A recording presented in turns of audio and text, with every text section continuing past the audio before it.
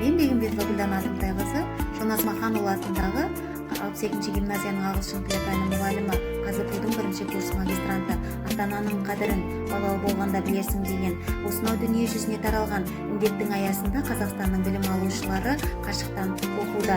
Қашықтан оқу барысында білім министрлігі біздерге барлық мүмкіндіктерді жасады.